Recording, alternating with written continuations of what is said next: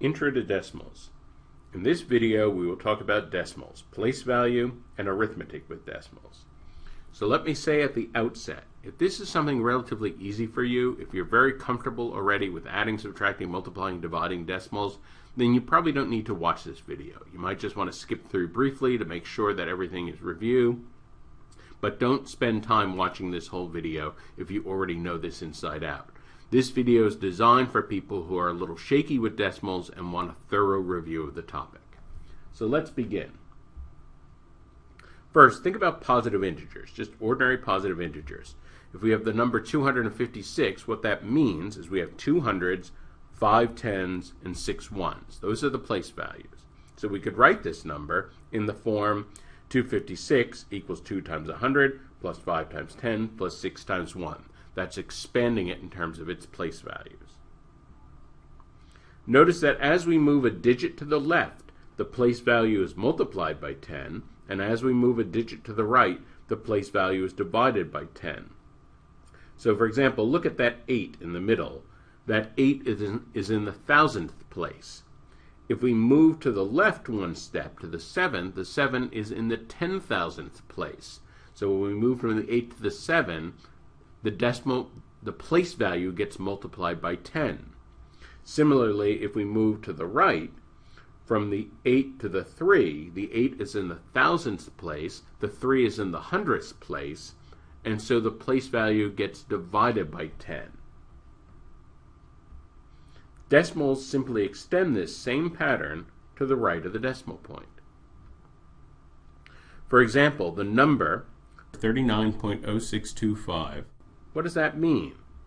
Well, first of all, the 3 is in the tens place. We have a 9 in the ones place.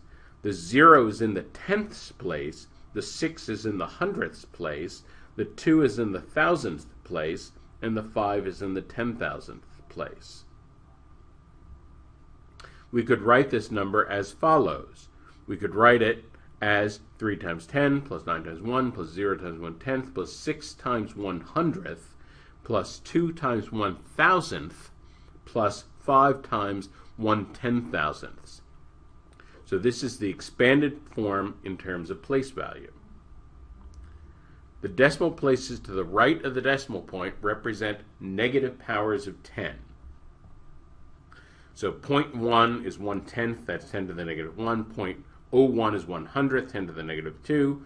0.001 is 10 to the negative 3. 0.0001 is 10 to the negative 4, and so forth. You could extend this pattern. What can be a little confusing about this? There are a few things that are a little confusing. First of all, notice the 0 to the left of the decimal point. That's purely decorative. I put that in for clarity. That has no mathematical meaning. All that matters here are the numbers to the right of the decimal point. Now, some people get confused because how many zeros should these things have? Well, if we look at 100, for example, 100, 10 to the positive 2, that's 1 followed by 2 zeros. That's very clear. People recognize 100.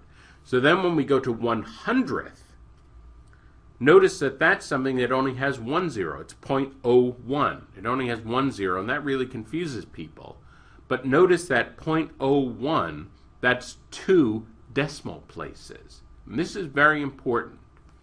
If we look at a positive power of 10 and count the number of zeros, that number of zeros will be the same as the number of decimal places in the corresponding negative power of 10. So again, say the number 10,000. The number 10,000 has 4 zeros. Well, the number 1/10,000th, 10 to the negative 4, that has 4 decimal places, 4 places to the right of the decimal point.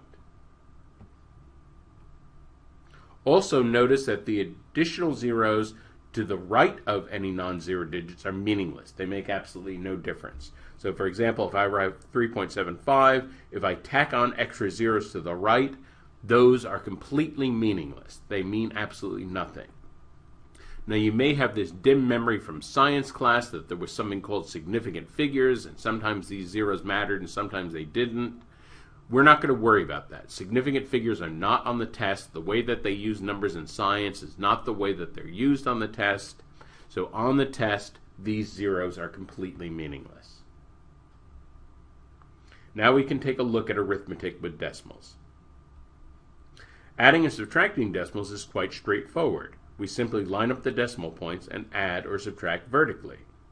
So suppose we have to add these two decimals. We're going to line them up vertically. So the decimal places are lined up. Once they're lined up, then we just add. Similarly, if we have to subtract these two numbers, we're going to line them up.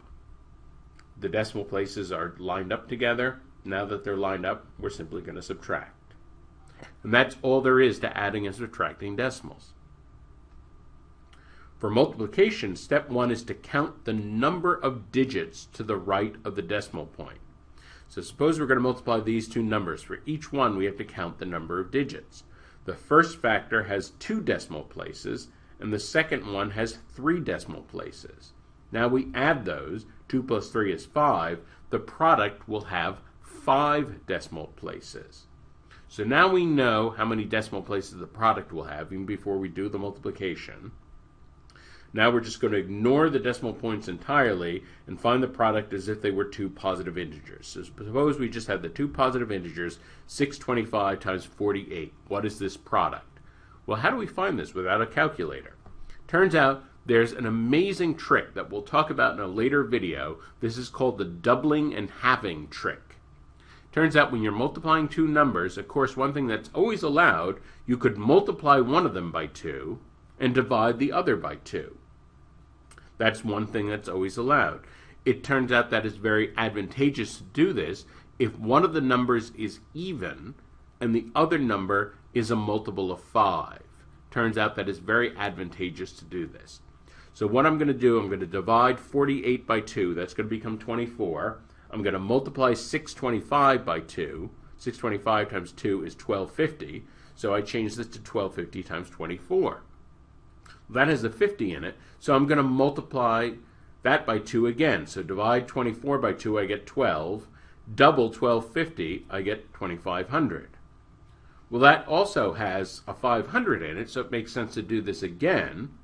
I'm going to double 2500 and halve 12. Half of 12 is 6, and 2500 doubled is 5000. Well, now I've got it into a form where it's very easy to multiply in my head. 5000 times 6, that's 30,000. So this is a very handy trick to keep in mind.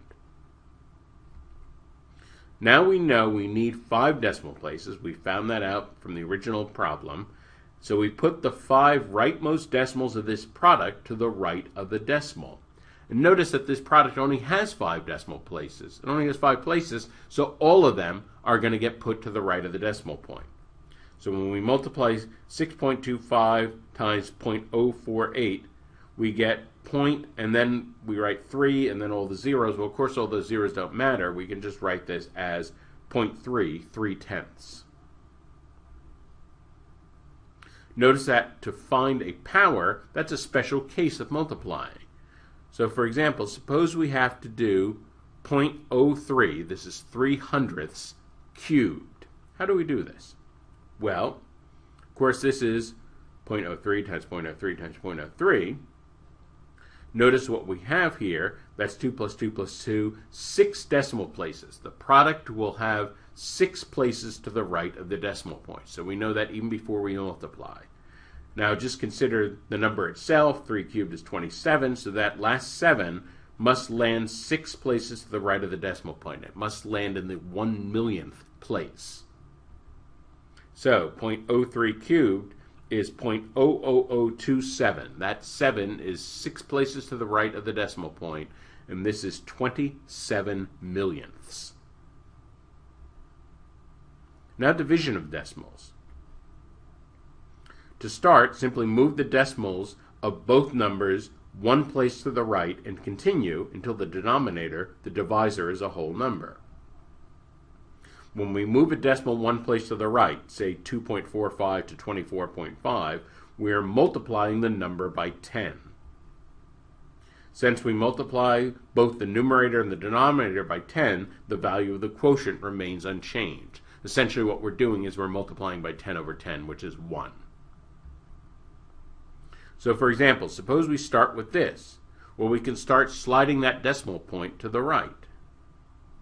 Slide it to the right once, slide it to the right again. At this point, the numerator is now an integer, but it's really the denominator that matters, so we have to keep sliding to the right. What this does is adds zeros at the end of the number in the numerator, and finally we get that number in the denominator down to an integer. Now we have 5,600 divided by 7. Well, that's easy to do. That's just 800. So now, let's look at another example. Suppose we're dividing these two decimals. Again, start sliding to the right. Sliding to the right 1 point. Well, now notice we could keep on sliding to the right, but notice 0.25, that's a quarter.